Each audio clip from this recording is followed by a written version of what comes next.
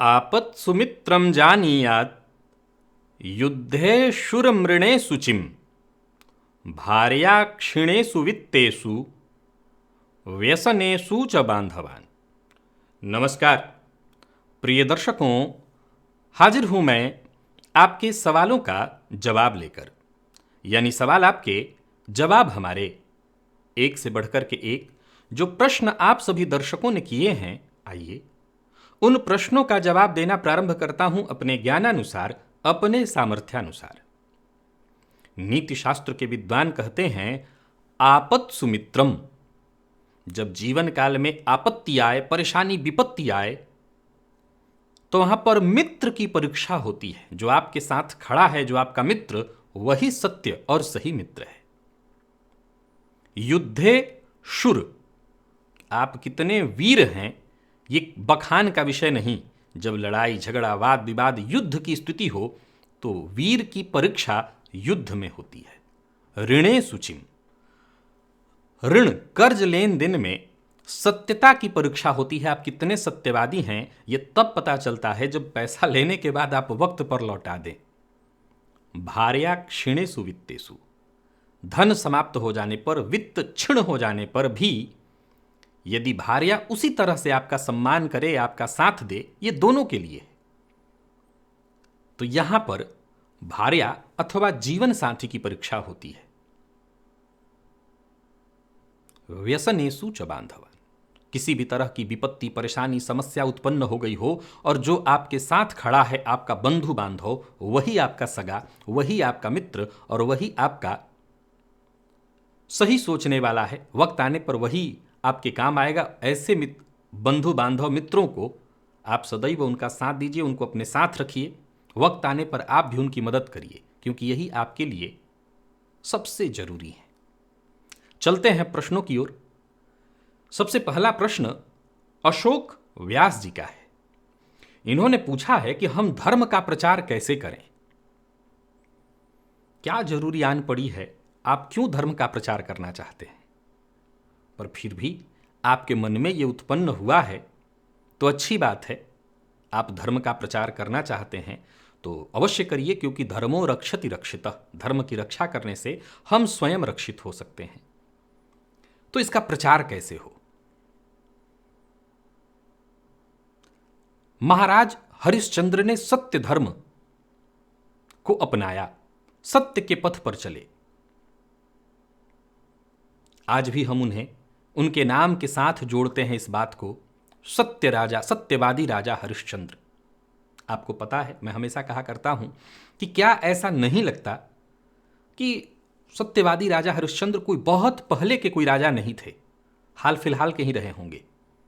भगवान श्री राम से एक युग पहले उनका आगमन हुआ था, और ऐसा लगता है कि वो कोई हाल फिलहाल के ही राजा रहे हों। इनका नाम सत्य के कारण आज भी गूंजता है। उन्होंने क्या किया? सत्य धर्म के प्रचार हेतु उन्होंने क्या किया? सिर्फ सत्य के मार्ग पर वो चले, उससे सत्य का प्रचार भी हुआ और सत्य की गूंज सबके कानों में सुनाई पड़ी। और हम इतना विश्वास से तो कह ही सकते हैं कि सत्य की जय होती है, सत्यमेव जयते। धर्म के प्रचार हेतु हमें अलग से कुछ करने की आवश्यकता नहीं, केवल धर्म पथ पर चलने की आवश्यकता है। जब हम स्वयं धर्म पथ पर चलेंगे तो यह अपने आप में प्रचार ही है। प्रचार किसी भी तरह से माइक लगा करके और मैं लोगों से रोज कहूं कि आप सत्य के मार्ग पर चलिए, आप सत्य के मार्ग पर चलिए, और मैं स्वयं अगर सत्य के मार्ग पर न चलूं, धर्म करिए, धर्म पथ पर चलिए, धर्म पथ पर चलिए, और मैं स्वयं धर्म पथ पर न चलूं, तो आप विश्वास रखिए कोई मेरी बात को सुनेंगे लेकिन मानेगा कोई नहीं।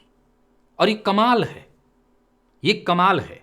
एक संत को देखते हैं आप, और उस संत के सम्मुख जाने के बाद स्वयं मन करता है कि नतमस्तक हो लिया जाए, थोड़ा प्रणाम तो कर ही ले। उस संत कब कहते हैं कि तुम मुझे आकर के प्रणाम करो, लेकिन हम स्वयं ही झुक जाते हैं। क्योंकि जब वो धर्म पथ पर चल रहे हों, सत्य के मार्ग पर चल रहे हों, तो स्वयं हमारी अंतरात्मा कहती है नहीं, यहां झुक जाओ। जहां चकाचौंध हो सकता है थोड़ी देर के लिए आप दिग्भ्रमित हो जाएं, थोड़ी देर के लिए आप वहां पर फंस जाएं, आडंबरों में फंस जाएं, लेकिन बहुत लंबे समय तक आप आडंबर के सहारे जुड़े नहीं रह सकते हैं, झुके नहीं रह सकते हैं। आपको झुकाने के लिए तो सत्य का मार्ग और धर्म का मार्ग ही है जो आपको झुका करके रख सकता है। तो क्या उन्हें कभी कहना पड़ता है कि तुम आओ मेरी शरण में, तुम झुको? नहीं। धर्म का प्रचार बस धर्म के पालन से होगा। अगर आप धर्म का पालन करें, और जानते हैं ना, धर्म है अपने कर्तव्य का पालन करना। जो हमारा कर्तव्य है, शास्त्रोचित कर्म, वही धर्म है। तो धर्म का पालन हम स्वयं करेंगे, इससे धर्म की रक्षा भी होगी। धर्म की रक्षा होने से हम रक्षित होंगे, धर्म का प्रचार भी होगा। हमें उसके लिए अलग से कुछ नहीं करना। अमित सूर्यवंशी हैं, ये कहते हैं कि शुक्र के मंत्र का सही उच्चारण क्या है? कोई बोलता है ओम शुम शुक्राय नमः, और कोई ओम शु आपने लिखा है या शुंग आप लिखे होंगे, शुक्राय नमः। ओम शुम शुक्राय नमः, शुम। अविनाश जी हैं, ये पूछते हैं कि जातक का जन्म हुआ हो और जन्म के समय उसकी लग्न या राशि पर 7.5 चल रही हो, तो जातक के जीवन काल में मानसिक अशांति बनी रहेगी? हाँ, अगर उसके जन्म कुंडली में चंद्रमा और शनि बिल्कुल करीबी अंशों पर एक साथ बैठे हैं, तो निसंदेह ये स्थिति जातक को कहीं ना कहीं मानसिक रूप से अशांत और परेशान करने वाली तो होगी ही, इसमें कहीं कोई दो मत नहीं। और अगला जो प्रश्न है, ये प्रश्न है अमृता कौशिक का। ये पूछती हैं कि दूसरे का दुख दूर करने के लिए भगवान से प्रार्थना कर सकते हैं? कर सकते हैं, उसमें तो कहीं संशय ही नहीं है। जो संत प्रवृत्ति के लोग होते हैं वो असल में दूसरों के दुख से ही दुखी होते हैं। संत की पहचान ही इसी में है कि दूसरों के दुख से दुखी हुआ जाए। ऐसा व्यक्ति जिसे दूसरे का दुख बर्दाश्त नहीं होता, ऐसा व्यक्ति संत प्रवृत्ति का है। लेकिन यहां एक प्रश्न अवश्य है कि आप दूसरों के दुख को दूर करने हेतु भगवान से अगर प्रार्थना करते हैं तो एक तर्क है जिसे एक बार समझने की आवश्यकता है, बहुत आवश्यक तर्क है। निसंदेह आप या आपके जैसा कोई भी व्यक्ति, आप संत प्रवृत्ति के हो सकते हैं। प्रायः महामारी फैल जाए या जन कल्याण हेतु दिखावे के लिए लोग पूजा पाठ तो करते ही हैं, यज्ञ इत्यादि करते ही हैं। अब मैंने जैसा शब्द बोल ही दिया धीरे से, दिखावा। तो अगर आपके मन में है, ये एक छोटा सा प्रश्न है, बहुत छोटा सा, और इसको ध्यान से सुनिए। सपोज करिए उदाहरण से कि आप दो बहनें हैं और घर में उसकी तबीयत खराब है, उस बहन की तबीयत खराब है जो दूसरी वाली है। आप साथ ही रहते हैं। कमाल है कि जब हम साथ रहते हैं तो थोड़ा मतभेद भी होता है। बाद में भले भाई बहन में प्रेम दूर रहने पर हो जाए, लेकिन साथ रहने पर मतभेद भी खूब होता है। तो सोच के देखिए कि अभी उस बहन की तबीयत खराब है, आपके माता पिता तीमारदारी में, दवाई इत्यादि में लगे ही हैं। वो उसके लिए व्रत करने लगना, उसके लिए दिन भर भगवान से प्रार्थना करना, या चाहे जितना हो सके प्रार्थना करना।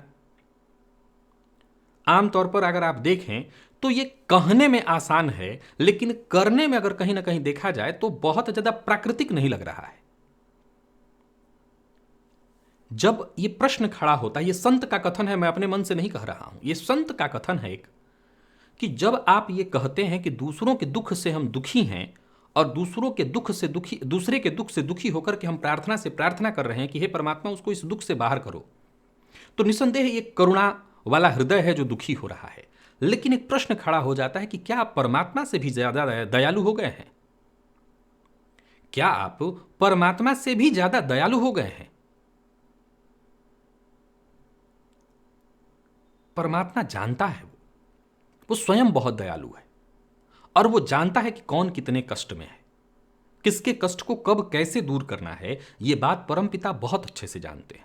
परंतु एक मानव का जो गुण धर्म है, सबके हित हेतु प्रार्थना की जगह हम अगर कुछ कर सकते हैं तो वो करना, प्रार्थना की जगह कुछ करना, क्योंकि परमात्मा जानता है। फिर से सुनिए, प्रार्थना करना ही होगा। तो पिता को नहीं पता कि बच्चा मेरा कैसे ठीक होगा, 2 बच्चियां हैं, पिता तो जानते ही हैं, वो अपनी तरफ से सब कुछ कर ही रहे हैं।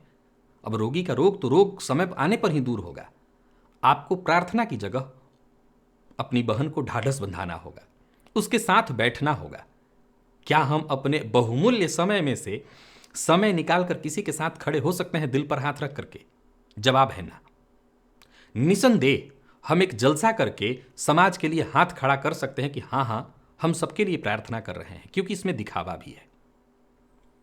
अब अगर यह प्रश्न केवल दिखावे से संबंधित है कि हाँ समाज के लिए हम बहुत दुखी हैं, किसी व्यक्ति विशेष के लिए हम बहुत दुखी हैं, अब सवाल खड़ा होता है जैसे पिता।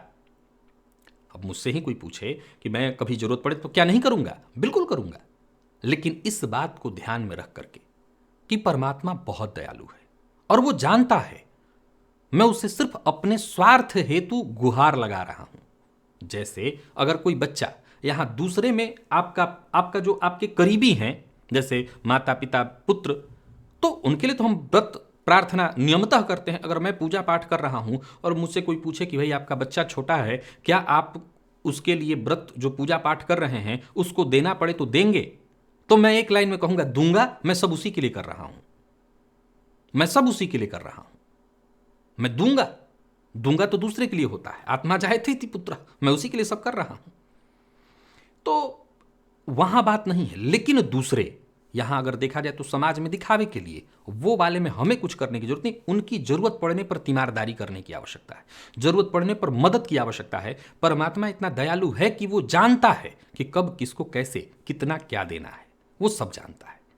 हमारा कर्तव्य है कि हमारे पास है तो हम उनकी धन से, जन से, शरीर से इत्यादि मदद करें, ये जरूरी है, जो कि हम कभी नहीं करते।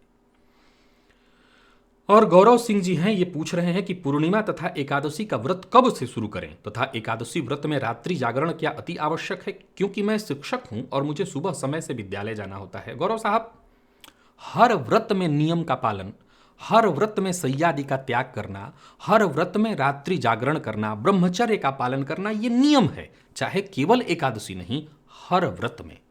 व्रत का अर्थ ही होता है संकल्प लेकर के और पूरे नियम के साथ जीवन व्यतीत करना, जीवन का निर्वहन करना। अब रही बात कि हम अपने गृहस्थ आश्रम में हैं, कर्म बंधनों से भी बंधे हुए हैं, कोई दिक्कत नहीं। कब शुरू करना है तो शुभ समय में, शुक्ल पक्ष में, शुक्ल पक्ष की एकादशी इत्यादि देख करके और आप इसको शुरू करिए। वैसे ही पूर्णिमा का है, पूर्णिमा शुक्ल पक्ष का ही होता है। कोई शुभ मुहूर्त इत्यादि है, जैसे माघ मासी है तो इसमें भी आप कर सकते हैं। जैसे नवरात्रि भी आ रहा है तो नवरात्रि में शुक्ल पक्ष है, एकादशी आप कर लीजिए, कोई दिक्कत नहीं है।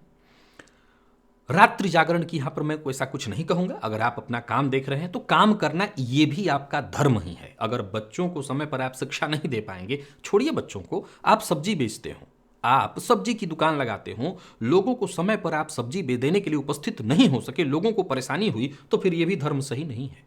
धर्म का अर्थ अपने कर्तव्य को जानना है। आप जरूर करिए, जरूरी नहीं है कि आप रात्रि जागरण करिए, आप अपने समय पर बच्चों को जाकर के शिक्षा दीजिए, वो भी बहुत जरूरी है। रमेश श्रीवास्तव जी हैं, इन्होंने पूछा है यदि सपने में शंख दिखे और भगवान श्री कृष्ण का दर्शन हो तथा एक साथ कई चिताओं का जलना दिखे, इसका क्या अर्थ है? श्रीवास्तव जी, आप पूछ रहे हैं कि क्या अर्थ है, देखा भी है या केवल पूछ रहे हैं, जानना चाहते हैं? ये सारे स्वप्न अद्भुत ही हैं और इन सभी स्वप्नों का अर्थ तो जो भी चाहत हो, कामना हो, उसकी पूर्ति है। तो केवल देखा है या प्रश्न पूछ रहे हैं? अगर देखा है तो ये सारे स्वप्न मनोकामनाओं की पूर्ति हेतु हैं, ये सभी स्वप्न भाग्योदय कराने वाले हैं। और कृष्ण सिंह राज पुरोहित जी हैं, इन पूछ रहे हैं कि क्या केसर का तिलक प्रत्येक व्यक्ति, महिला हो या पुरुष, लगा सकते हैं बिना कुंडली विश्लेषण के और जिह्वा पर भी तर्जनी उंगली से? ये तो जिह्वा वाला तो मैंने स्वयं बताया था कि अपने जिह्वा को जागृत करने के लिए। बाकी केसर का तिलक भी लगा सकते हैं, ऐसा कोई वो नहीं है, क्योंकि मैंने बताया है कि देव गुरु बृहस्पति और शुक्र दो ऐसे ग्रह हैं जो मारक अथवा अकारक होकर के भी कुछ बहुत बुरा नहीं करते, तो आप जरूर लगाइए। रवि कुमार जी हैं, ये पूछ रहे हैं कि क्या गायत्री मंत्र के जप के पहले विनियोग आवश्यक है? कुछ ज्ञानी इसे कीलित मंत्र बताते हैं। मैं आपको बता दूं कि कोई भी मंत्र हो, गायत्री मंत्र क्यों, आप कोई भी मंत्र पाठ या कोई भी श्लोक इत्यादि का पाठ कर रहे हो तो उसमें विनियोग का पढ़ना अत्यंत आवश्यक है। विनियोग पढ़ना वैसे ही है जैसे उसमें आप कभी पढ़े हैं ना, विनियोग में होता क्या है? विनियोग में हम किस मंत्र का पाठ करने जा रहे हैं, किस छंद में है, इसके ऋषि कौन है, इस मंत्र का या श्लोक का पाठ का देवता कौन है, इत्यादि। तो एक तरह से यह भी एक संकल्प ही है। तो जरूर करना चाहिए। बिना न्यास, बिना विनियोग के संपूर्ण प्रभाव नहीं मिल पाता। अगर आपको आता है तो करना ही चाहिए। आराध्य अरोरा हैं, ये पूछती हैं कि अगर कोई गर्भवती महिला अनजाने में ग्रहण में सब्जी काटती है, खाना बनाती है, मतलब किचन का सारा काम करती है, तो उसका बच्चा ग्रहण से प्रभावित जन्म लेगा और अंग भंग होगा, ऐसा सुनने में आता है। देखिए, आपको सुनने में आता है, मुझे देखने में भी आया है, मैंने ऐसा देखा भी है। अब प्रभाव तो होता है ग्रहण का, मैंने देखा तो है, और एक नहीं कई एक देखा है कि चाहे किसी न किसी रूप में ग्रहण का थोड़ा प्रभाव आ जाता है। संजय कुमार जी हैं, इन्होंने पूछा है कि किसी ने हम पर कोई जादू टोना किया हो तो उसका क्या उपाय करें। भगवान की शरण में रहें, हनुमान जी की शरण में रहें। देखिए, एक बात आपको बता दूं, आज के इस परिवेश में जालसाजी बहुत ज्यादा बड़ी मात्रा में है। जहर में भी मिलावट है। मिलावट तो कुछ इस कदर है कि जहर में भी मिलावट है। जहर भी अब शुद्ध नहीं मिलता कि खाओ और मर जाओ, उसमें भी शंका बनी रहती है कि खाने के बाद बच जाओ। तो जादू टोना टोटका इसमें भी मिलावट है। घबराइए मत, डरने की जरूरत नहीं है, क्योंकि बड़ा मिलावट है। और मिलावट होने के कारण वो एकदम से त्वरित असर कर जाए ऐसा नहीं होगा। और ये भी जानना जरूरी है।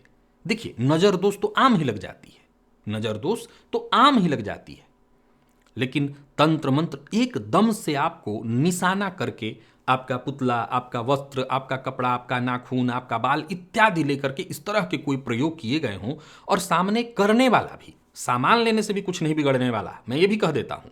आपका नाखून ले लिया, आपका बाल ले लिया, ये भी डराने के लिए ही है। किताबों में लिखा हुआ है, ये डराने के लिए, आप डर जाएंगे।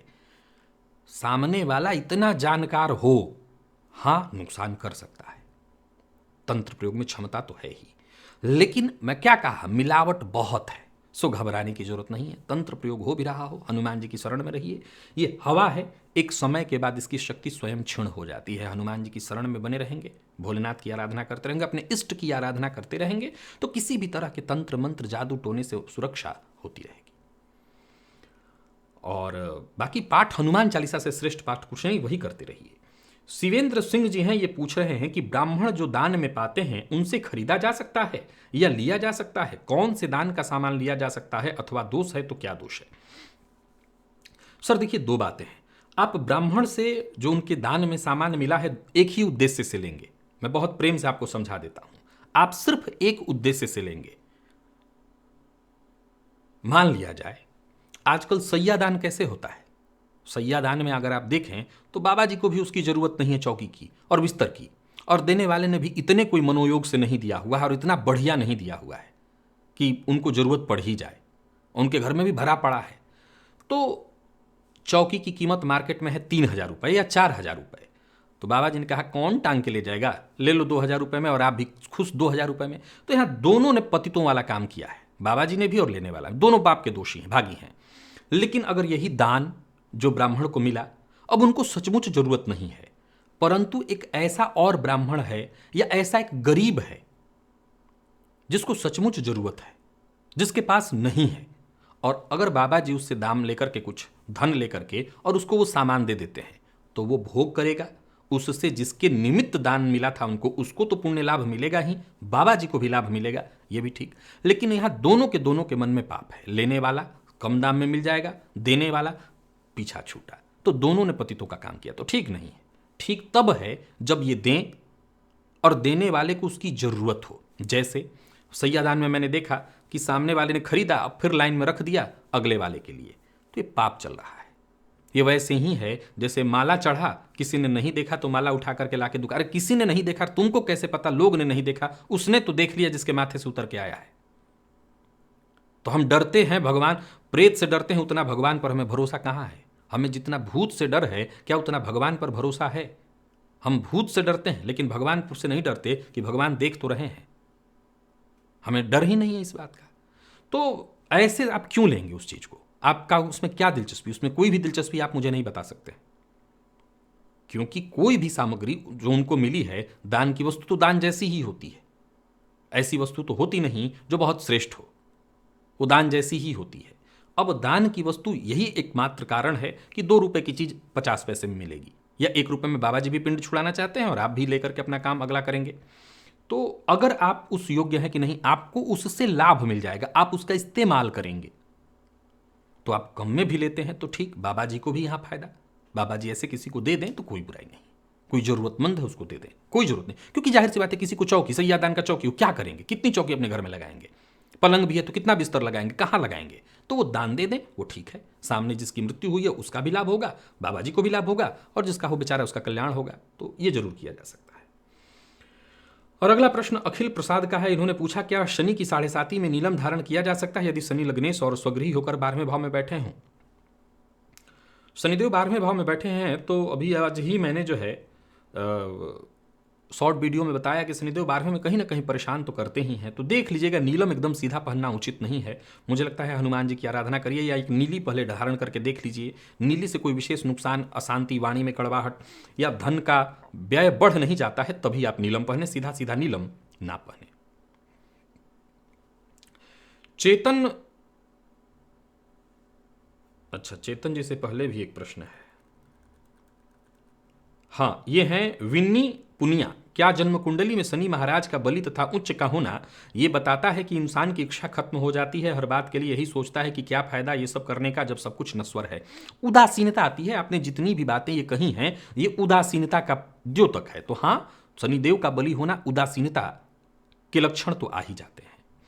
चेतन अहेर जी हैं, पूछते हैं कि क्षत्रिय वंश का यज्ञोपवीत की परंपरा खंडित हो तो पुनः कैसे धारण करें? चाहे वो क्षत्रिय हो, वैश्य हो, ब्राह्मण, कोई भी हो, धारण का नियम तो बस वैसे ही है कि पूरी तरह विधि विधान से। लेकिन अगर आप तुरंत नहीं कर सकते तो किसी पंडित जी के पास बैठ करके इतना विधान तो करा ही लीजिए कि यज्ञोपवीत का शोधन इत्यादि करा करके, और तब फिर धारण कर लीजिए। और ये आप खुद भी मंत्र जानते हैं शोधन का, तो वो सारे मंत्रों से अभिमंत्रित करके शोधित करके और तब फिर धारण करिए। वैसे नियम तो यही कहता है कि खंडित हो जाए तो पूर्ण विधि विधान से, जैसे पहली बार किया गया था वैसे करें।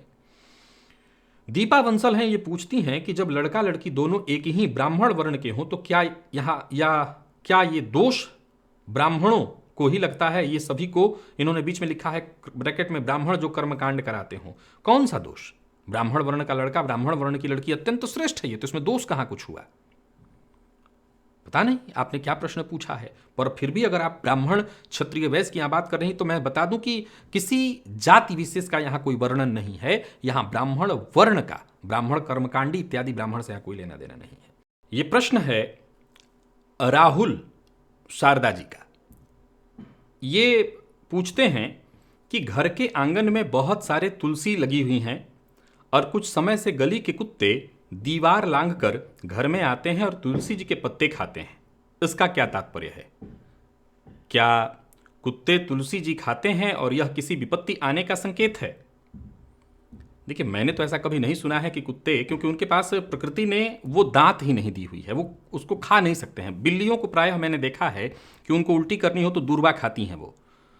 अब ऐसे तो नहीं खा सकते हैं, हो सकता है वैसे ही उसमें कुछ लगा हुआ हो, चाटते हैं। लेकिन अगर आप कह रहे हैं कि खाने लगे हैं तो हो सकता है उनका भी समय पूरा हो गया हो और वो भी नूतन जन्म की तैयारी में हो। वैसे हो तो नहीं सकता है ऐसा, पर आप कह रहे हैं तो क्योंकि आप तो देख रहे हैं तो हो सकता है कुछ ऐसा हो रहा हो, क्योंकि प्रकृति में कुछ भी अचंभा वाला नहीं है।